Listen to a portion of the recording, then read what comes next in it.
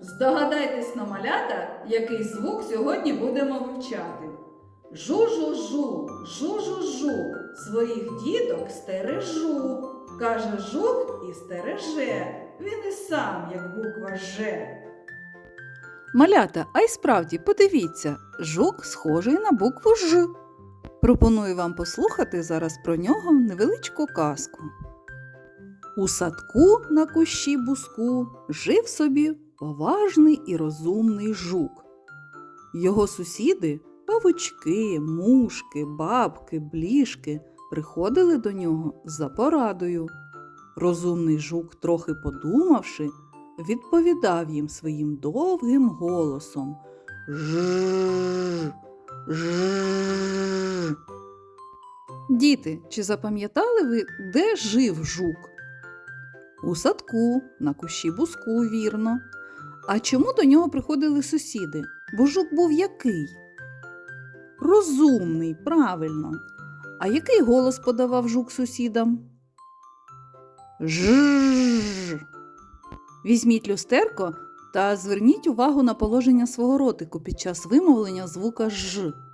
Вимовляючи звук Ж, пісенька не виходить. Звук можна потягнути, але не проспівати. Зубки міцно стиснуті, що є символом перешкоди на шляху повітря, яке видихається.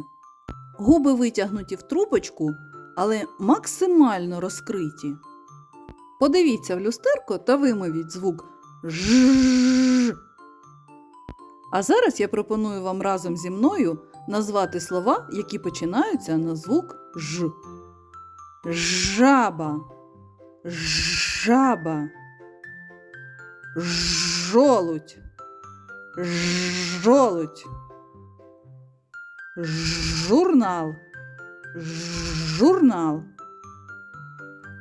жираф, жираф. Пограємо у гру, де знаходиться звук. Перед нами схема слова. Початок, середина та кінець. Звук «ж» проспівати ми не можемо, тому що це твердий приголосний звук. Позначається він однією рисочкою. Якщо ми почуємо звук «ж» на початку слова, поставимо рисочку в першій клітинці. Якщо почуємо звук «ж» в середині слова, поставимо рисочку в середній клітинці. І якщо почуємо звук «ж» в кінці слова, поставимо рисочку в останній клітинці. Перед нами звуковий чоловічок звука «ж». Як я й казала, він твердий приголосний, тому чоловічок у синьому костюмчику, твердий, як лід. Ж. На костюмі звукового чоловічка написана буква Ж. На що ж схожа буква Ж? Я узяв нитки червоні і зв'язав дві букви К. Вмить з'явилась на долоні буква схожа на жука. Погляньте, малята, ніби й справді дві букви К зв'язані між собою, але дивляться в різні сторони. Тож будьте уважні. Ось звуковий чоловічок підготував схему слова. Промовляйте слова разом зі мною. Їжак, їжак. Звук Ж знаходиться всередині слова. Вуж, вуж. Звук Ж знаходиться в кінці слова. Ножиці, ножиці. Звук Ж знаходиться вірно всередині слова. Жаба, жаба. Звук Ж знаходиться на початку слова. Правильно. Ложка, ложка. Звук Ж знаходиться всередині слова.